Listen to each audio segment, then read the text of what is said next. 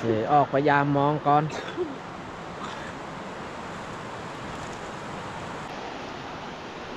ฟังเบอร์นั้นมีทรายห้วยน้อยถ้าว่าเฮาเอาตรงนี่เฮาสามารถไปใส่ตรงอยู่หันน้ำใสใสน้ำที่มันไหลจากคู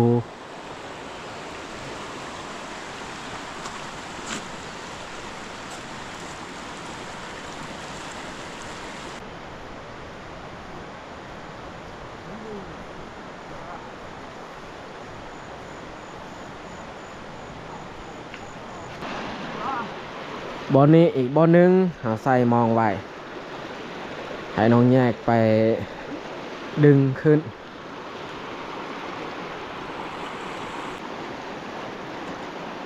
โอ้ยมีแต่ใบไม้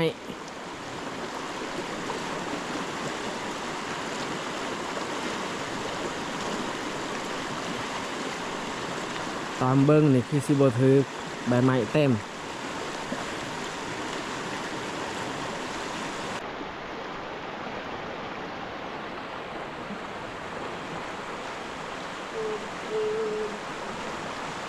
โอ้ยบ่ได้พอแต้ม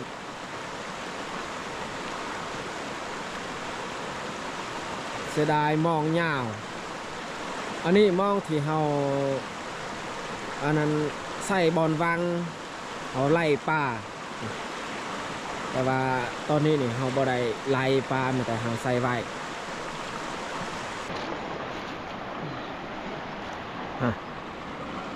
ป่าติดหินถึกแต่ตัวเดียวโอ้ย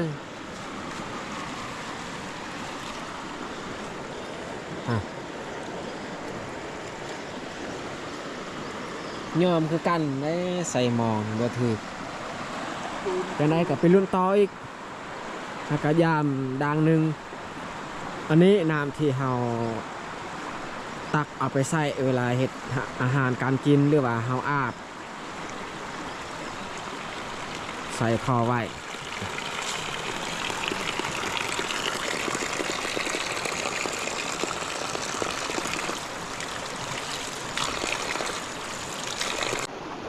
เบายุบกับน้องแยกนี่ข้าม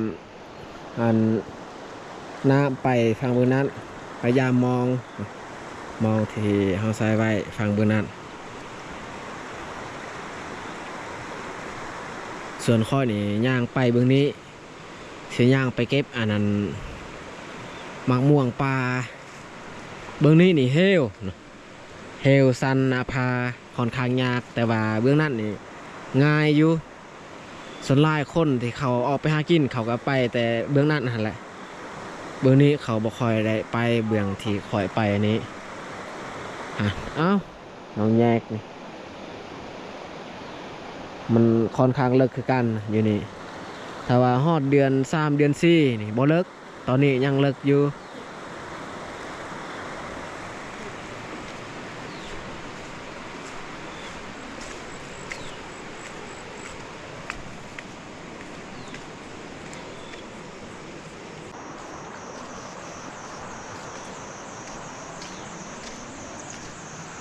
ถือพาไปเพราะว่าเฮาสิตัดไม้เพื่อเฮาเก็บเอามาของมัน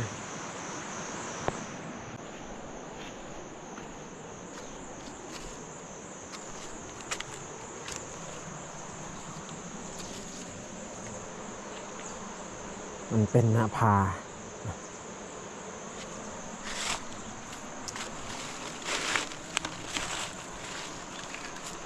น้อยคนและคนสิย่างไป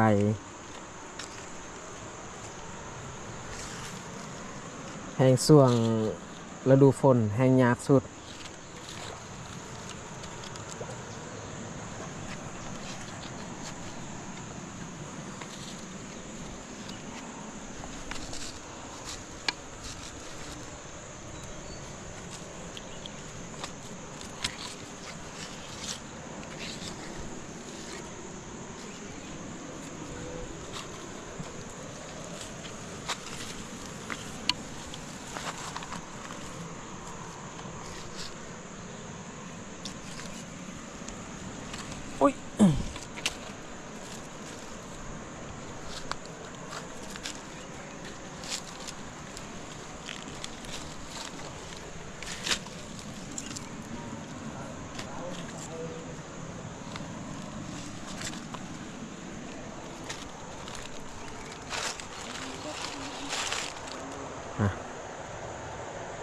บ่าวยูบกับน้องแยกยามมองอยู่นี้กับโบทึกอีก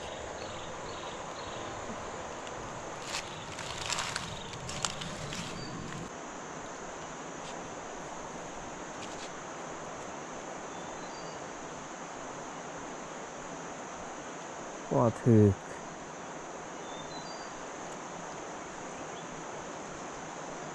เต็มแต่ใบไม้ซ้ำสิแกะออกแล้วละเนี่ยนี่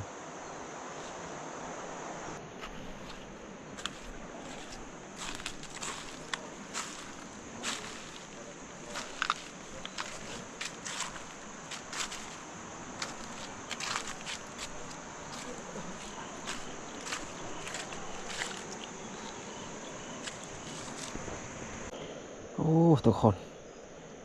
ดอกยังอันนี้งามดีเลยอันนี้ใบของมันบอกว่ามันมีสรรพคุณมันเป็นเครือนะมันขึ้นไปจับตามต้นไม้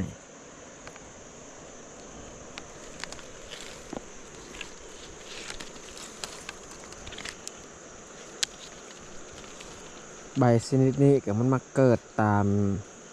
ผู้เราเคยเห็นแต่คอยบูฮู้ว่าเขาเอิ้นมาหญ้าไอ้ยังอันนี้ขนาดภาษาเฮาเองขอยยังบูฮู้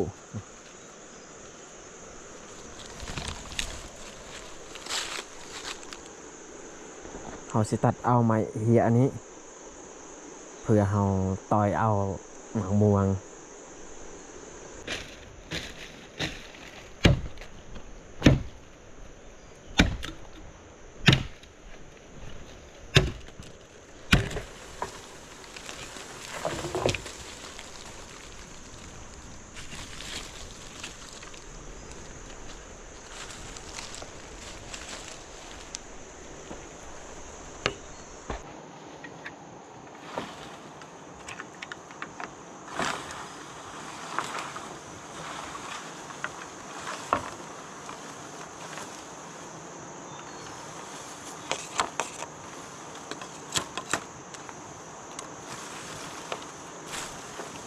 ตัดเอาเบื้องปลายนี้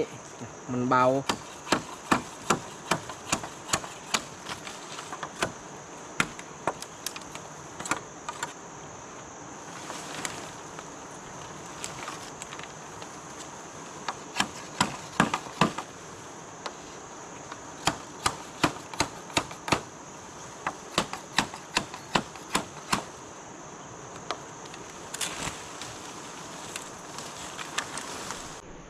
ปลายเนี่ยเราต้องแลมแบบนี้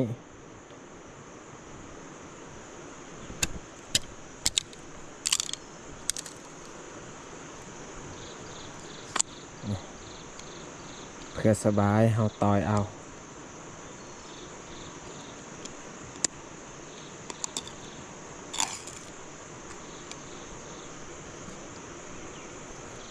เรายัดเข้าตามปากอันนี้แล้วก็มันนีบอันนั้นงาหมากม่วงเราก็หักเอาเลยวิธีเฮ็ดแบบนี้แบบว่าให้หมากม่วงมันล่นลงหอดอันพื้นดิน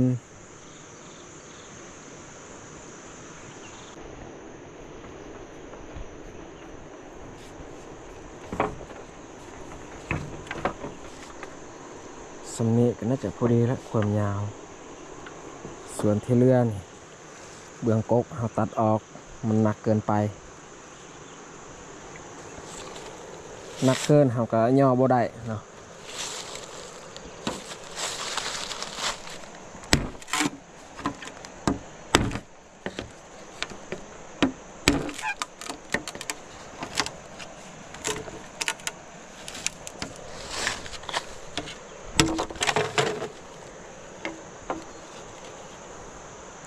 เอาเบื้องปลายนี่เบา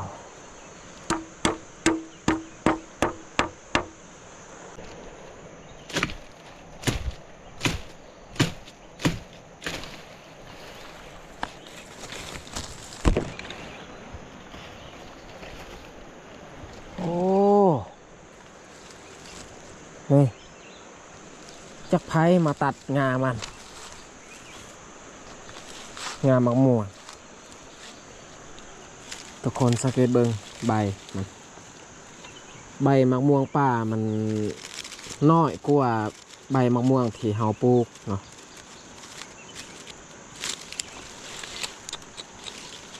เขาเจ้าตัดแบบว่าเขาสิเก็บเอามากเนี่ยก็ตัดงามันเห็ดแบบนี้นี่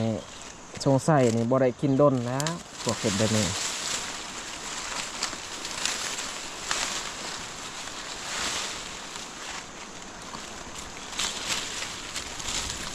มากเขาเจ้าเก็บเบิดแล้ว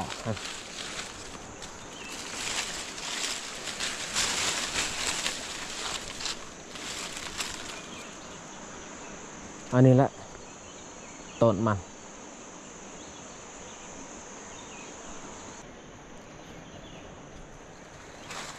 ทุกคนเห็นบ่นี่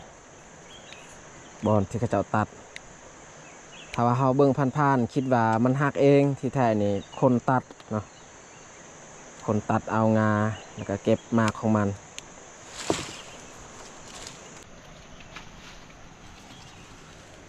ต้นมันกับบ่ได้ใหญ่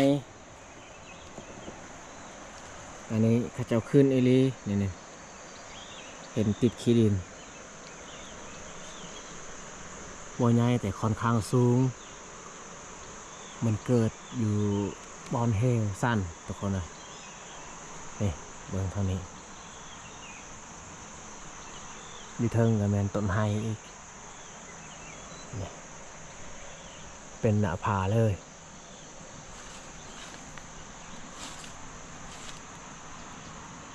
แล้วลงลุ่มก็เป็นน้ำอีก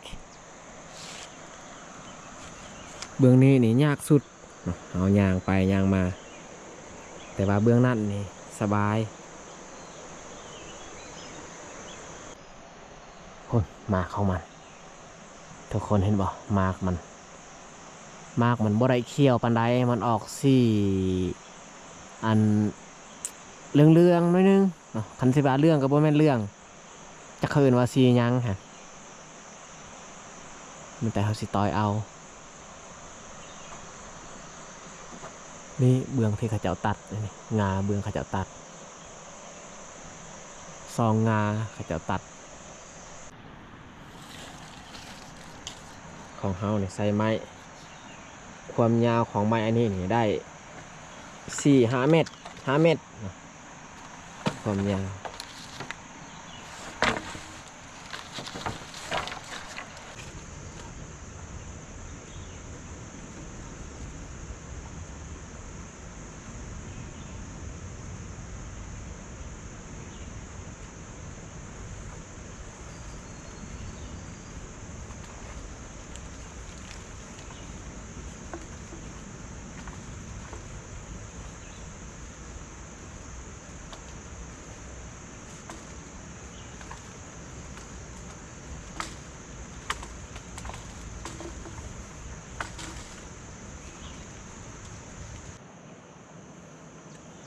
ได้3 หน่วย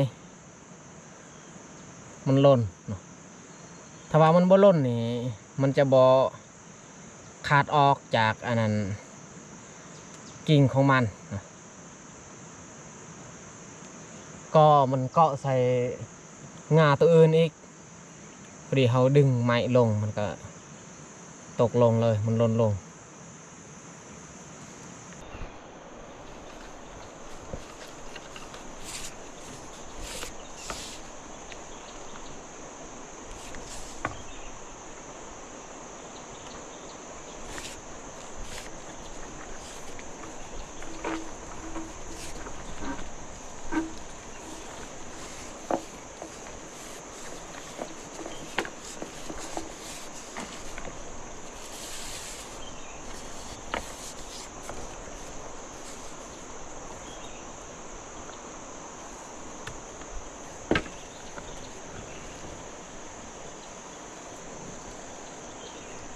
นี้ตัวโบลน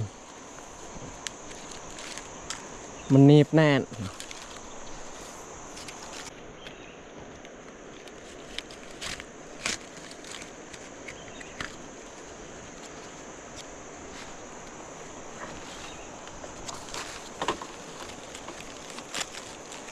ใบมันใบน้อย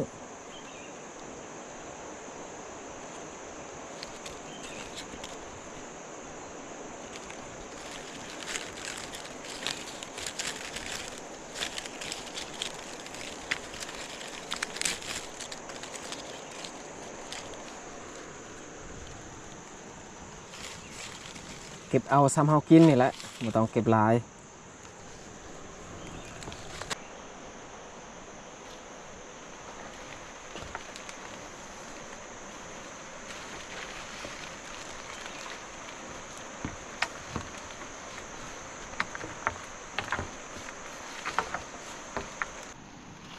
พอเอาเก็บซ้ำนี้มากมันยังลายอยู่แต่ว่าเอาก็เก็บซ้ำพอดีกินนี่แหละ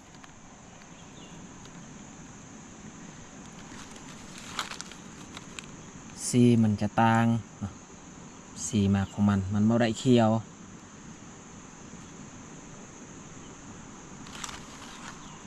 หมากม่วงมันเกิดเองในป่า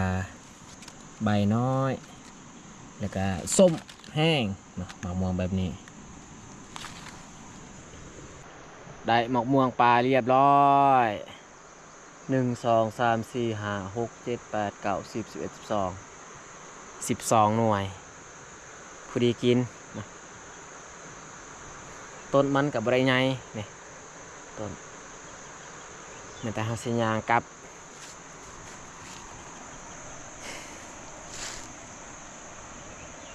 ส่วนไม้อันนี้เนี่ยเขาปะอยู่นี่เลยเพื่อสบายคนเขาออกหากินต่อไปข้าเจ้าใส่ไม้อันนี้ถ้าว่าบุมีไม้นี่คนขี้ข้านตัดนี่เขาขึ้นไปแล้วก็ตัดอีกงาคือเขาเห็นบางกีนี่แหละเขาตัดงานี่เสียดายบุแมนเขาสิกิน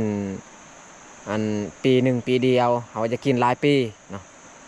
แต่ว่าคนที่ตัดงานี้นี่ข้าเจ้าอาจจะบูฮู้ว่าปีต่อไปนี่เขายังจะได้กินหรือบอถ้าว่าเขาตัดงามันอีกอย่างก็เขาคิดว่ามันบ่มีเจ้าของเนาะบ่มีเจ้าของก็เลยเขาบ่ย้านเขาตัดงามันแต่ที่แท้นี่ถึงว่าบ่มีเจ้าของก็ตามมันเกิดเองในป่าก็ตามถ้าว่าเขาจะกินหลายปีเขาก็บ่ต้องตัดเนาะเป็นสิ่งที่ดีถ้าว่าเขาตัดมันก็ตายปีหน้าปีเนอเขาก็บ่ได้กินอีกมันเป็นจังซั่นเนาะ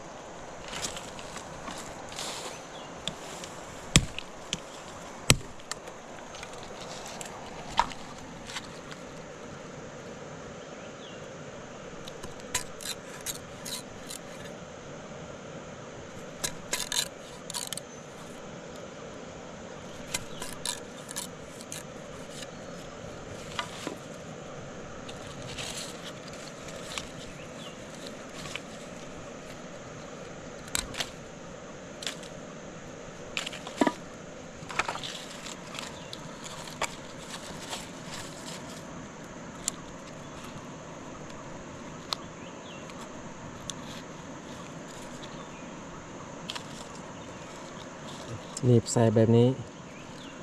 เพราะว่าเขาบ่ได้เอาธงมา